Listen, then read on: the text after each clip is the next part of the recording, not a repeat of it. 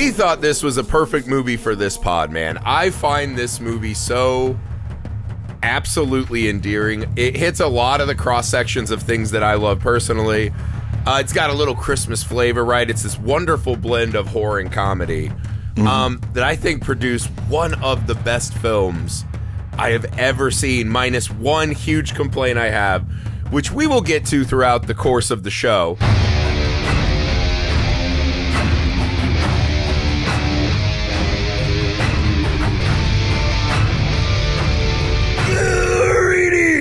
Friends, welcome to the Messed Up Movies Podcast, a podcast celebrating movies and filmmakers that embrace the unhinged, the insane, the outrageous, the off-kilter, and the all-around kind of messed up fun you can't take your eyes off of.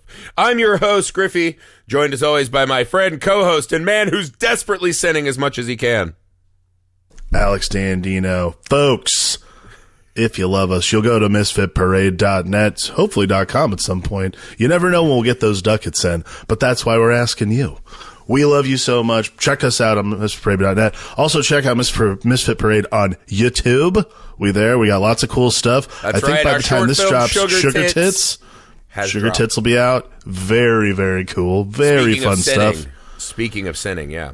Speaking of sinning, it's a sin if you have not watched Griffey eat cold clam chowder. I am warning you, it is something to behold. That's right. Make sure you subscribe over there, like, heart, share the film everywhere. That means the world to us. Check us out on the Messed Up Movies Podcast Patreon. That's the best way to support the show. Help us craft this show into exactly what you want it to be. We have a great community over there. We also have great stuff everywhere. We're on all the same socials you are. Check us out everywhere. We have lots of cool stuff going on. Not just this show. We also have our new movie Mondays coming out. And then, of course, on Friday, we have Filmmaker Fridays. We have lots of cool stuff. Lots of great stuff coming to you. Lots of great stuff. We got TikToks. Cool we got shorts. We got reels. Wherever you find us, hearts, comments, algorithm stuff. Share them with your friends. Bite-sized bits of the show. That's a great way to do that. Make sure you leave 5-star ratings and reviews wherever you find this pod. All right, today here in the Abyss, we travel back to the 90s. The desperately wanton 90s of Woodstock 99, of Y2K. It was an all-around crazy time for us. To cover what is one of my favorite movies that I discovered through Shudder, The Day of the Beast, 1995's Day of the Beast. Alex, hit us up with the deets. Oh, well, like you said, 1995, a Spanish-Italian black comedy from director Alex de Iglesias. It stars no one you know, because this is America and we don't pay attention to those kinds of things when it's not. No. It's actually the core cast is a trio of actors. They are fucking fantastic. The plot concerns an unorthodox attempt of a Basque priest to avert the birth of the Antichrist in Madrid during Christmas Eve, teaming up with a metalhead and an occult fraudster. The film was marketed as a satanic comedy. Yeah, that pretty much kind of sums it up, right? It's a wonderful start to the movie, man. So we thought this was a perfect movie for this pod, man. I find this movie so absolutely endearing. It hits a lot of the cross sections of things that I love personally. It's got a little Christmas flavor, right? It's this wonderful blend of horror and comedy that I think produced one of the best films I have ever seen, minus one huge complaint I have, which we will get to throughout the course of the show. This was a pretty popular movie when it came out. People dug it. It didn't make a ton of money here in the States, but got him some acclaim. Actually, Alex de la Inglesia almost got a huge directing gig that would have changed a franchise history had he gotten this movie. And that franchise was, Alex? Ooh, Alien. He almost, because of this movie, he was offered, not only did whoever the studio was buy the rights to the American version of The Day of the Beast, which I'm not sure was made or was, not sure yet. It's called End of Days with one Arnold Schwarzenegger.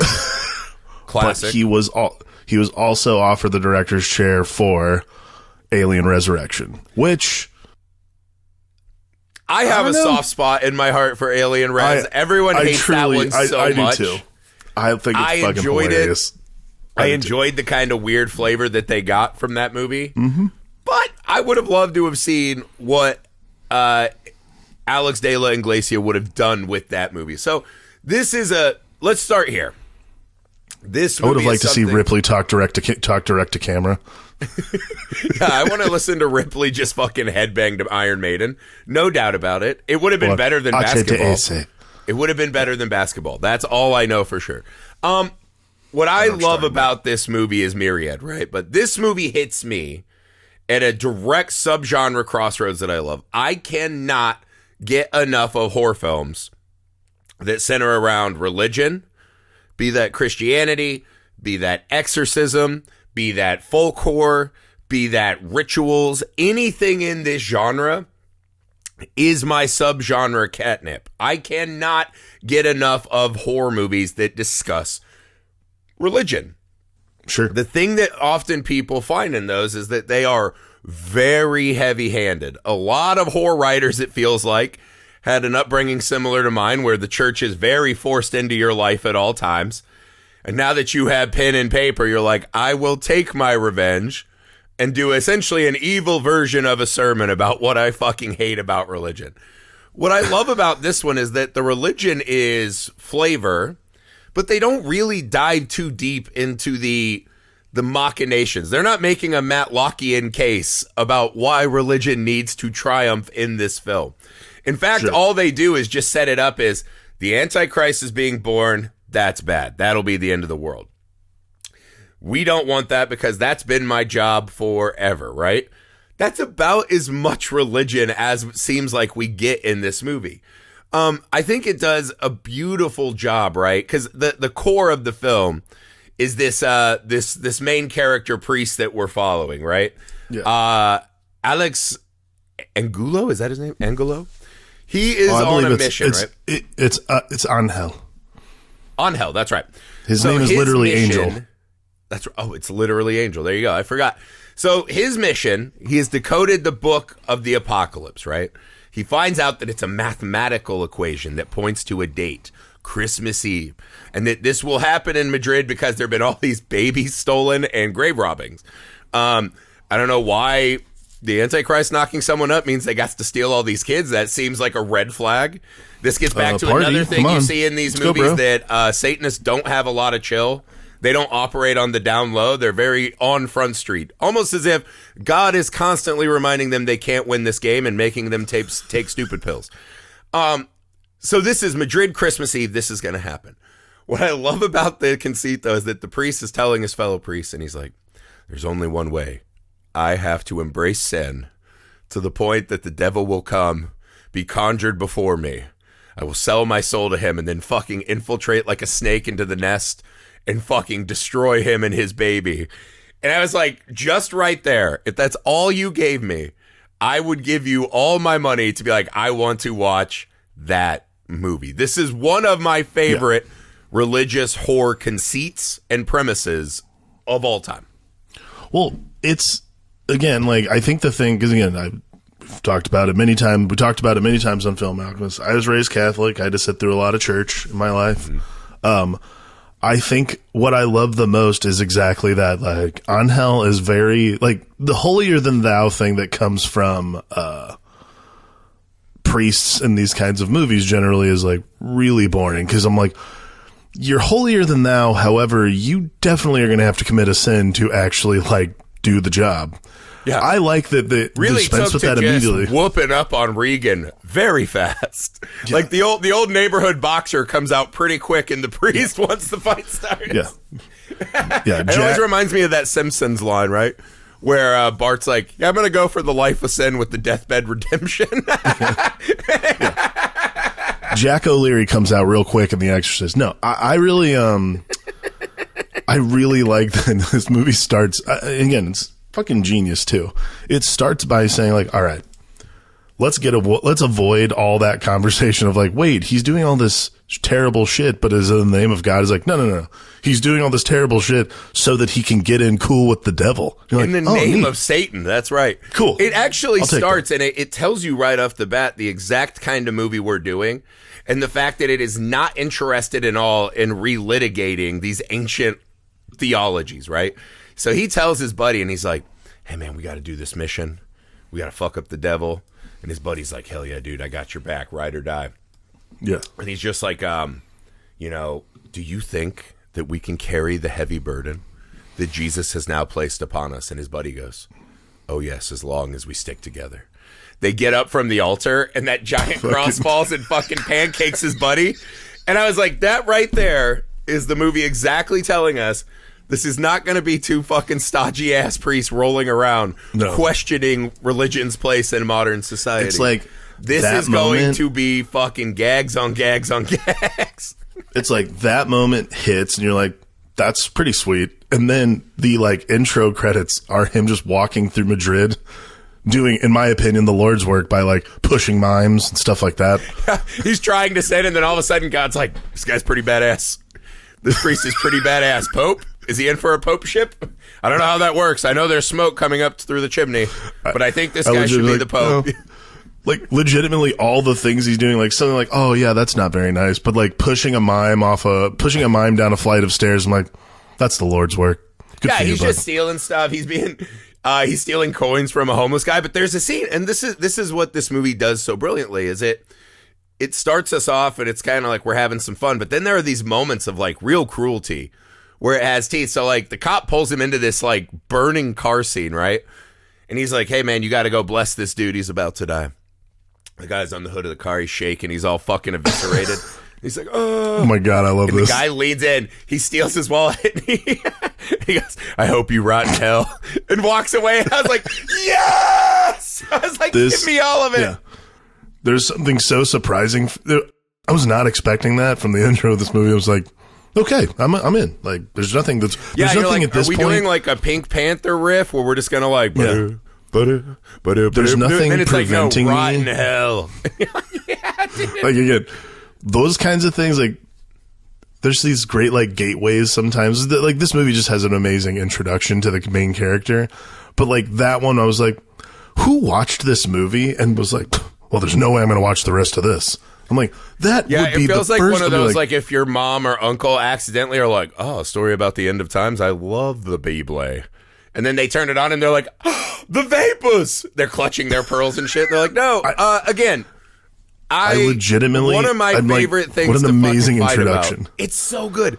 I love to have religious debates with people. Right, my own sons are being indoctrinated with religion, and me and my mother-in-law were supposed to have like a Cold War truce where like I won't fucking poison the well, you don't poison the well. She has broken the treaty. Right, she is a real like American of 2024. Treaties and agreements mean nothing to her. She's fighting dirty. And so my kids are just saying shit like, well, I don't care what you say. I'll always believe in God. And I was like, that's it. That's how it starts. That's how we end up in this fucking place. And then I'm like, don't. Be cool. Be cool.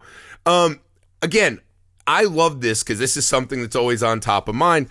But I don't always know that it's effective in the horror movies, right? The scariest thing about religious characters in horror movies, right? Like a great example is The Mist, the lady in the grocery store.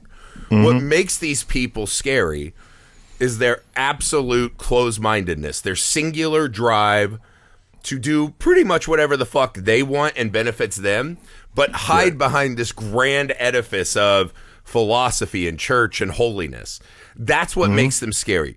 Going through the Bible line by line and picking out, well, hey, here's a stupid thing from the Bible. And church people are like, yeah, we know. We've read the book. It's boring as shit. It's not good.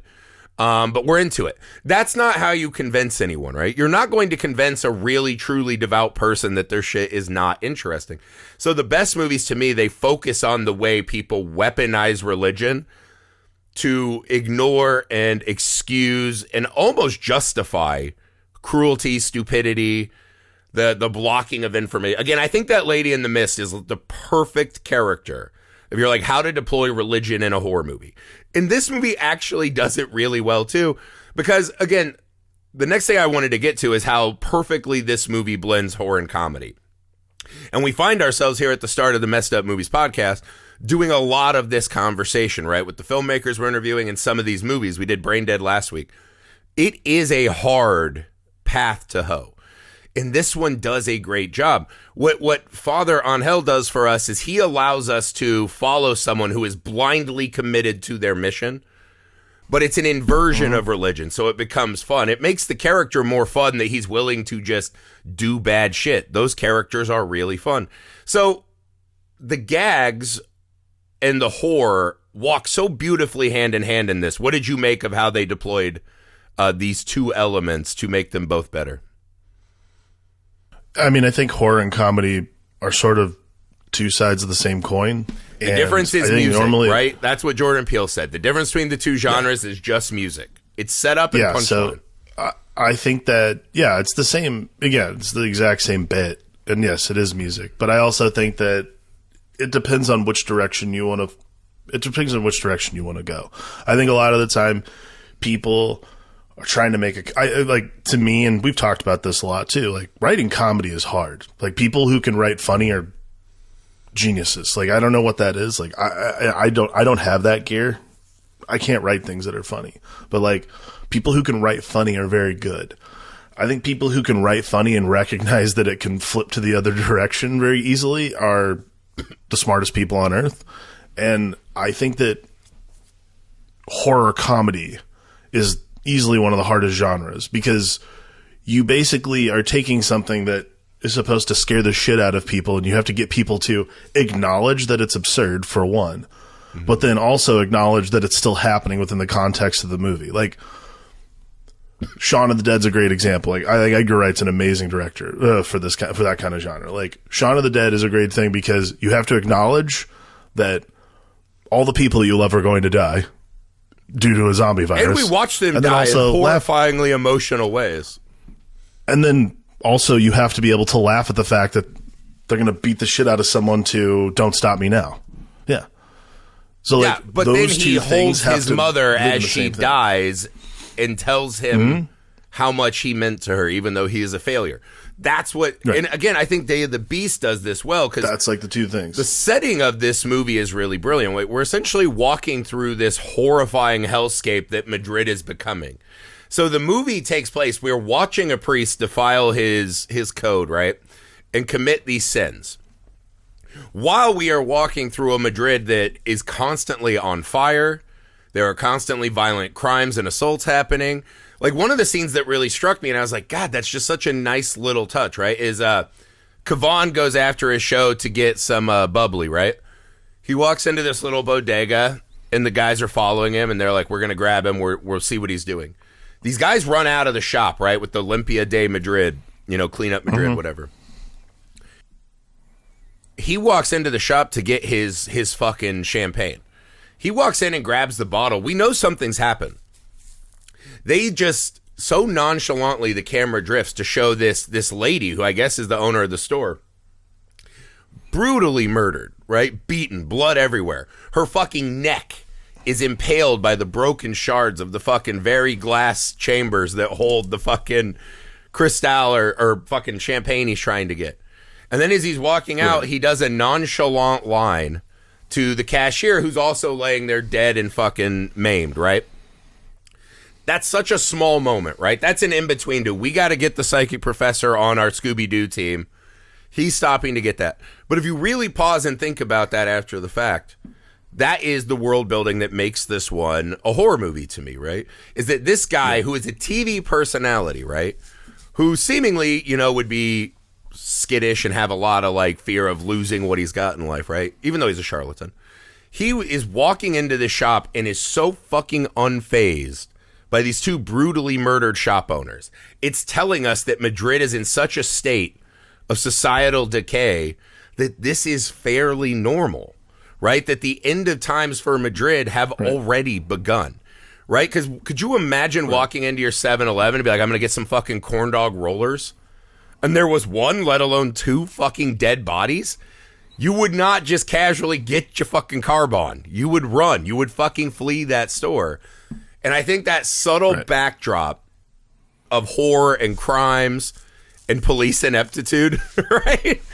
That's what adds a lot of that scary flavor. Even a moment like when they just hold on that brutal shot of the fucking dead bunny that mom's cooking for breakfast. It's hey, the world is fucking mean and scary and we're all going to get chewed up. Oh, but he paid a lot of money. Cool. And she puts it in her tits. It's constantly using background to remind us of the stakes of this comedy journey we're on. Right. Which again, I think that's like the superpower of the screenplay in this case is using the background usage of like the real world horror. And then you're laying like comedy beats over the background. I think that's like, that's the thing that's just the right flavor. And that's the right mode, especially like, again, I don't know about Spanish, Italian audiences, but for American audiences, I think that's like the digestible thing. This actually was like a moderate success in the US. So like the digestible notion that we all have for it is, oh, horrible things are happening in the background. But as long as like, you know, we're doing, you know, Keystone Cop gags in the foreground, we can all appreciate the like magnitude of the situation, but the story itself is still entertaining. Yeah, I mean, the premise of the film is essentially a bad joke. A priest, a metalhead, and a TV psychic walk into a bar, right? That's what the movie is at its core. But it reminds us, and honestly, I do think, too, Alex Angulo, right? The actor, that's the actor's name. That's where I got confused. That's the actor's name. Who plays on Hell, his performance is really the key that blends this all together. Because as we watch him, he starts off and he's kind of this goofy Mr. Bean style priest fucking, you know, flouting about, oh, I got to get metal CDs. Oh, I'm going to try to talk to this guy about my religious mission. His grandpa's going to walk in with his dick hanging out and he gives him an acid tab. You're like, all right, this is great. This is funny. But once we get to like Kavan's apartment, right? And you see on Hell, he really doesn't like this man. He fucking despises this man, although he realizes he needs him because of signs from the universe. When he starts hitting him with that cane, and he's like whooping him in the face with this fucking giant metal cane, and he's kind of like, you know what? I think I like the use of violence. And he plays it dark on his face, right? There's this moment of this man who's led this pious life all of a sudden being like, ooh, these fucking sins of the flesh, these pleasureful releases. I'm kind of fucking loving it. And by the time he gets back with the shotgun when the girlfriend's trying to leave, you're like, holy shit, this ain't the same man that we have been following for 12 hours. This is a fucking dark and committed to his cause man. Right. And that shit is fucking gnarly in the movie, right? The metalhead is always used as release. The psychic's kind of the third wheel that doesn't get a lot, but also has some pretty good moments, you know, at the end trying to like push this thing through. I think it finds such a good fucking blend. And then we layer on rituals, right? Like this is another microcut. That very scene where they're like, we have to summon forth the devil. And he's just like, he lets his girlfriend go who's been accosted, knocked down the stairs, had guns pointed at her. He's like, yeah, just go home. It's fine. It's all cool. I'm going to hang with these guys now. Like, that's not a thing. And then we do the, you know, ritual. And it's like, so he went back, got the virgin's blood, which is kind of a more horrifying scene than it seems when the priest is just on her, making her drink her coffee, whatever. He's taking the syringe, and then he has this epic fucking, you know, Steven Seagal style battle with the mom, where he may or may not have killed her by knocking her down all the stairs, right? She's fucking slamming him out windows. You're like, there's a lot of fucking gnarly shit happening. Then they mix the blood and acid tabs, and they're drinking it, and you're like, that's funny because it's drugs. Oh, wait, that's blood. They're doing fucking ritual shit. And then all of a sudden, the charlatan's like, this isn't here. Then that cockroach shot, that kind of forced perspective cockroach. Then we get the goat, and you're like, okay, like here we go. It's such a fun the alchemy of how they fucking throw these things together, and they really, that's the thing. Most horror comedies, the two elements don't extrapolate each other. It's almost like, God, we got no jokes, do a kill. We got no scary shit to say, do some jokes and tits. This one, they really are exponentially building on each other. Well, I think that, like this one, and I agree that happens in a lot of horror comedies and or just horror movies in general. I think that what's cool is there's nothing within like the first 80 minutes of this movie that doesn't feel like fully, like everything is thematically and plot justified. Like nothing happens without the other thing happening first. It follows that South Park writing rule really well. Yes, and absolutely. I really love that about this. Like nothing. I think that's the thing is like you laugh because things are just weird, but nothing feels out of context. Like, oh, I didn't think that was going to happen. Like, I really, that is really like worthwhile in this movie. Yeah, it's again, and you have your characters that know exactly what they're doing in the movie, right? Kayvon is the kind of charlatan who has the awakening. He's our like Deus Ex Machina to get us to where we need, right? He's the he's the one who tells us all the things we need to know to get the plot going forward. Angel is the one who is like really suffering, right, in this Jesus style mission to save the world, right? And then our metalhead, Jose Maria, is just there to fucking dominate the movie. I know the fact that I have a kindred spirit with another fat bearded metalhead who likes drugs is not going to shock anyone. But I was like, he is so insanely fucking funny in this movie. He's like by the end of the movie, he's just running around punching people first and never asking questions. When he's trying to do the blow in the car and the cop comes up, he's like, "Hey, what's up?" I was just dying laughing. Even when he's like, "Hey man, I probably killed your mom to get the blood." He's like, "Heavy, dude. Wait, she was a virgin? Nice." And you're just like, he's so perfectly locked in on what this guy is. He's is the so MVP funny. Of the movie too. Like Alex Angulo's performance as Angel is real fucking depth inducing, right? Like I love that performance. But Santiago Segura, right, who plays Jose Maria, he is so fucking funny. And again, they're doing a Shaun of the Dead style, right? It's like Simon Pegg and Nick Frost, the two tandem buddies on the journey. And that carries this movie a lot. But he also delivers his moments. Like one of the more annoying moments in the movie is when he keeps trying to jump off of the lights because he's just high as shit. And he's like, "I'm an angel now, wee!" And somehow they have the ability to curl his fucking bulbous ass back up to the thing. But the scene when the guy runs into the Satanica show, right? And the priest gets his fucking ass beat because he's stealing things from a lady. He gets his ass whipped, yeah. The metalheads whip his ass and leave him in there. And Jose Maria comes back and he picks him up. And he carries him out, and he's just like, "I shouldn't have left you for 5 minutes. What was I thinking?" Because the priest was telling him, like, "Leave. The mission is over. Fucking leave me. This is stupid. This was a bad idea." And he's like, "No, man." He believes in this priest. This priest has somehow given him a higher meaning, right? When his mom's telling him as a loser, the girl doesn't want to bang him because he's a fat, smelly guy, right? He's just at a record store preaching a kind of music that inherently doesn't draw a lot of people in. But he finds meaning with this priest, and he fully commits. And you even see at the end is you know, Angel is trying to like gather the Nostradamus guy and this and that. You see Jose Maria say, "This is my mission, and I'm going to save this guy, and it will mean something to us," right? And him taking on the danger and really stepping up in a way that the fucking fat rube comedy character doesn't always get. Right. Even, and this is why I would argue Jose Maria is my MVP. His last moment when he's like, "I'll take him on, you go hide on the roof," right, as the vortex is opening. The fucking devil has him by the throat and is holding him over the building. He's like, you see the fear. He looks over and sees Angel, and his fucking face fortifies, and he's like, "Run." And he turns to the devil and fucking laughs in the devil's face. Straight and up I was hero. like, it was pretty sweet. That is some fucking epic devil may care hero shit. He gets thrown off the building and dies. In that moment, I found myself so fucking devastated that this fucking guy didn't get to make, well, as we see at the end of the movie, Jesus always rewards his fucking most devout followers with horrible, horrible prizes. Neither here nor there.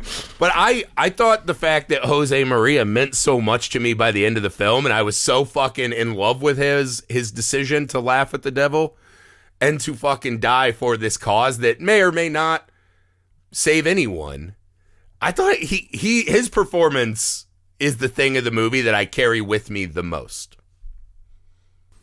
I mean, I think it's the performance. I mean, I think like other than Alex Angulo, I mean, he's undeniably the best performance because he's got the media stuff. He's undeniably the lead. Like, I think this is the thing is like for horror comedies, in my opinion, a lot of the time, I think the side characters are always so much more. They're so much more fertile. They're so much more entertaining because. Well, they get the fucking jokes. They're meant to do that for us.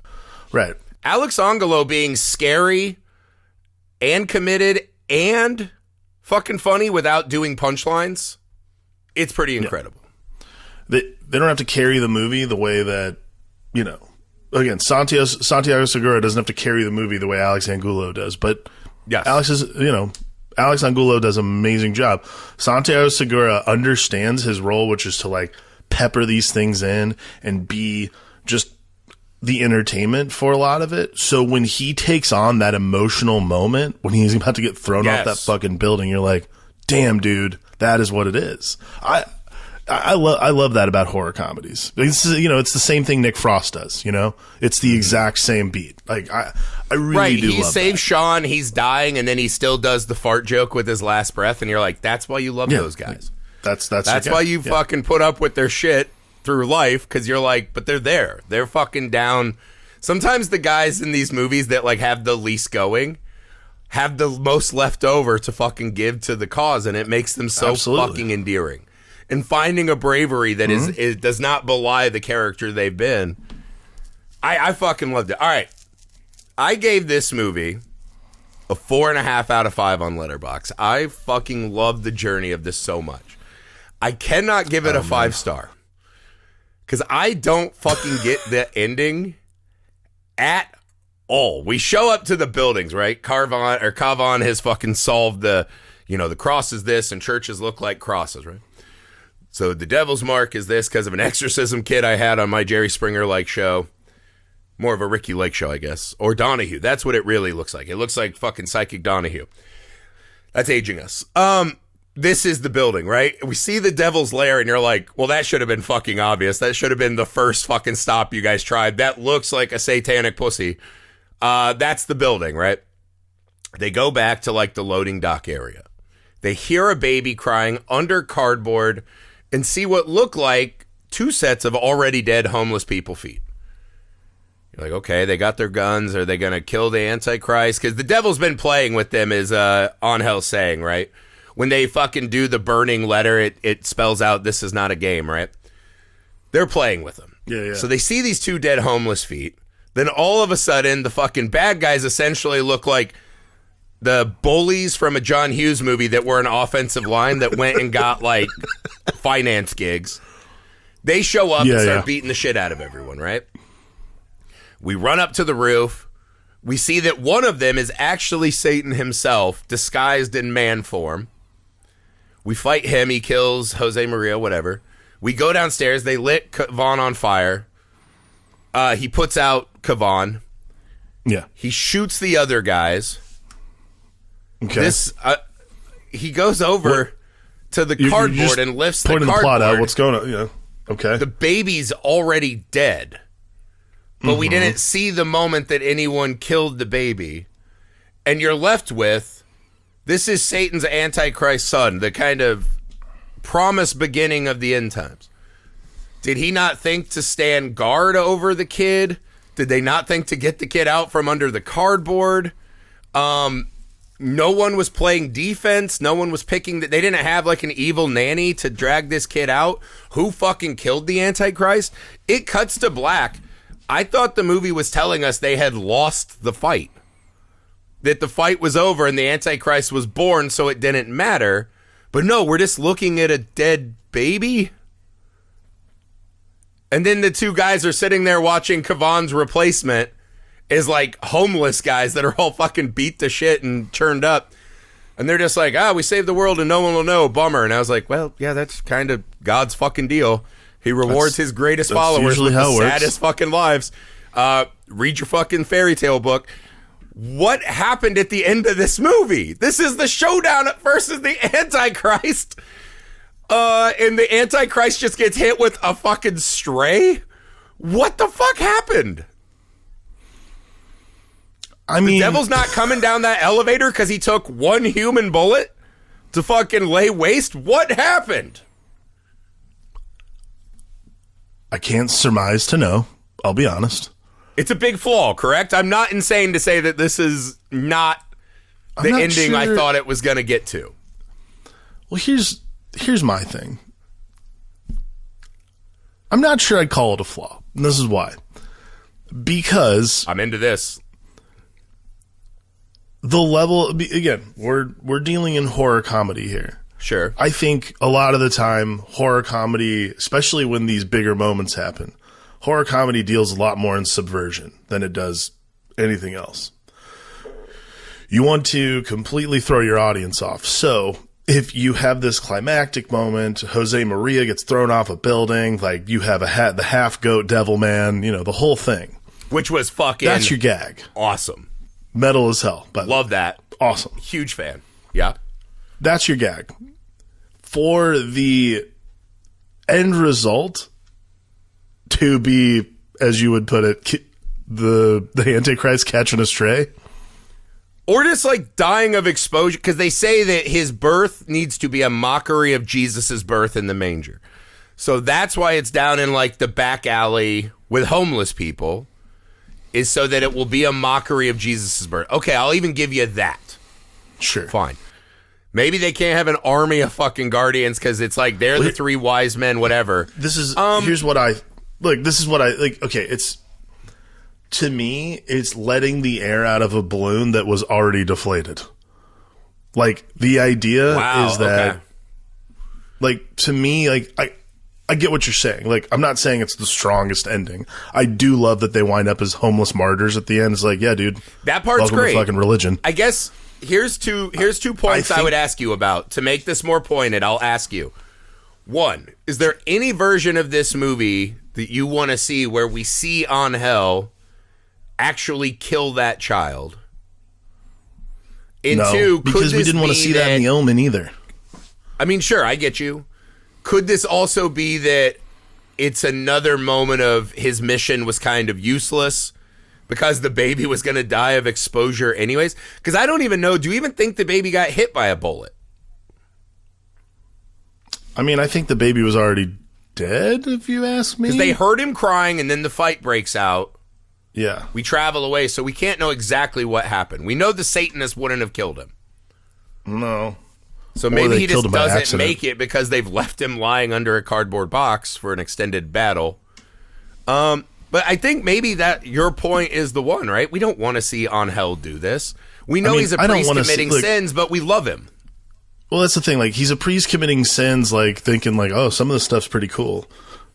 It's never cool to kill a baby. Like, that's... Yeah, infanticide's guys, that's not literally cool never cool in a movie, right? Like, that and dogs are just never fucking cool to kill in movies. If you're going to draw any lines, killing babies is not great. Let's just be clear about that. That's true. I did think we were setting up for a more The Omen style, like a finale. There is a pointlessness to it that may in fact be the point. I think I kind of like the pointlessness. It was a letdown to me. It's the only complaint I have with the whole movie. I get it. Is I wanted that moment to be something.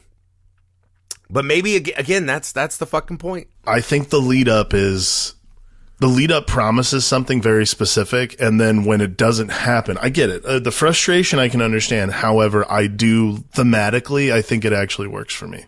Just because it's like, yeah. If you're up on your knowledge of Christianity, it often is like that.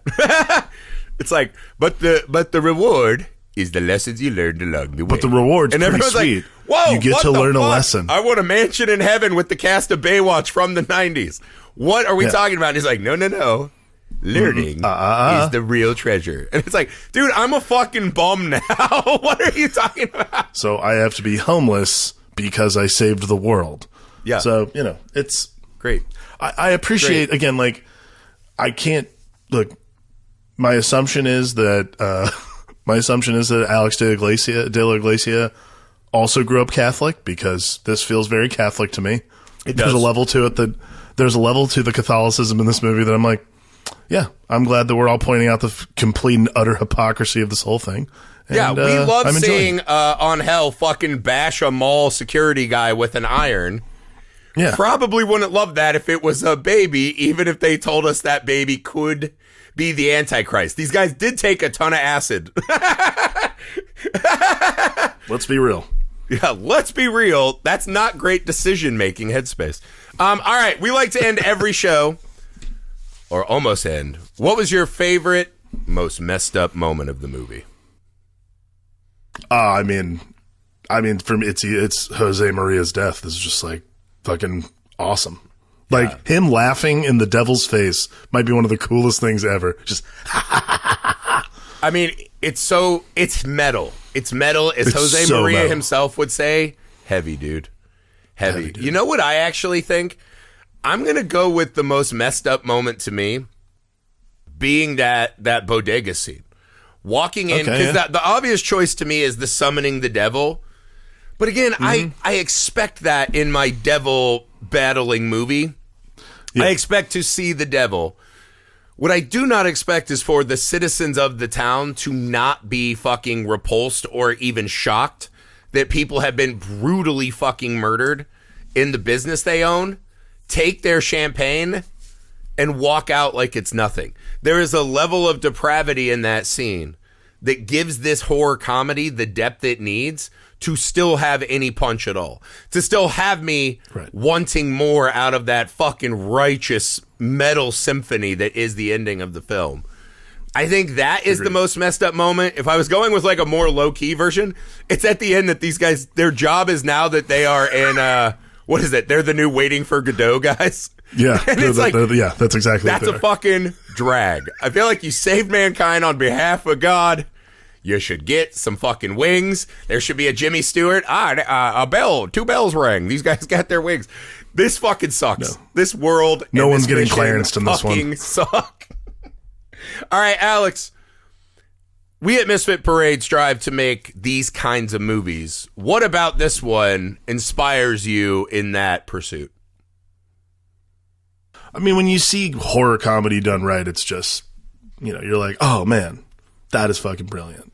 I think for me, what I find most inspiring is the willingness to go in the opposite direction when it comes to especially religious horror. Religious horror, like we said at the beginning, does push you to like, I'm gonna fucking, you're just sitting at your computer like, I'm gonna fucking nail this religion to the wall. Yeah, I have the argument that's gonna unravel this whole thing. You're like, brother, you're not. I've got the one. Yeah. There's this word called faith that's pretty fucking unshakable. I truly and honestly love that this movie is not about like the rejection of faith. It's literally about actually following your faith to the literal end of the world. But at the same time, it is so specific to like 3 people's experiences. Like it has nothing to do with this is like watching else. 2 football teams play that aren't a team you root for. Yeah. Right? And it's like, one of them will win, one of them will lose, as long as it's a good game. That's what this feels like. It's like watching a preseason game. You're like, I get it. Yeah, I understand. Maybe a little bit bigger stakes, but yeah. No, to me, what I love about this movie, what inspires me about it, I love when you can take such weird and disparate elements, cram them into a beautiful setting, and it makes this just fun, vibrant story, right? Again, the cast is a punchline. The city is on fire. We're on a mission from a god that is absent for essentially the whole film. But just watching these guys make me laugh and watching them form a bond to where these 3 kind of outsiders find something that gives their lives meaning, right? And then you just pepper in some fucking sex jokes, some drugs, grandpa's dick. And you're just like, man, this movie's throwing so much at me, and it feels like everything they're throwing at me is sticking. And I'm inspired where movies, they go outside of cookie cutters, right?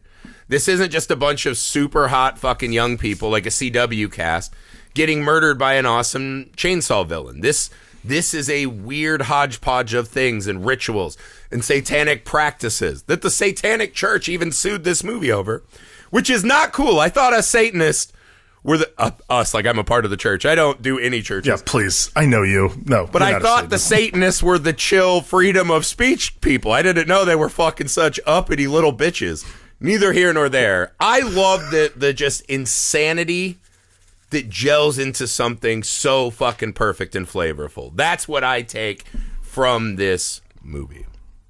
It's excellent. And that's it. Love it. Oh, sorry. Unless you had one more thing. Nope. That's it. No, you're cut off. Like the end of this movie, it's just going to stop. It's just going to be over. Alex, go be a bum now. So that's it for Day of the Beast. I fucking love this movie. I can't get enough of this movie. It is Christmas adjacent, so we thought it'd be fun to put It happens at Christmas Eve. Yeah, it happens on Christmas Eve. Again, like God himself, Christmas is pretty absent from the movie. Kavon didn't have like a fucking weird ritualistic Christmas tree, just a lot of other weird shit. But I love this movie. So glad we finally got to it. Guys, be sure to join us Friday for a brand new Filmmaker Friday.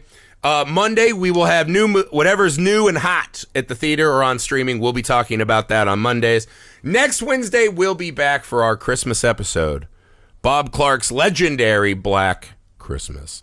So thank you guys for helping us out as we make this change in the show.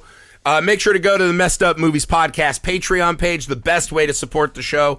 Help it become exactly what you want it to be. Make sure you follow Misfit Parade. You can go to misfitparade.net, get the newsletter. You can go to Misfit Parade on YouTube, subscribe there. Our short film, Sugar Tits, is now playing after its awesome festival run. We would love to see everyone in the world watch that. Thank you in advance. We're on TikTok, Instagram, all the social medias. We've got Reels, clips, shorts, TikToks.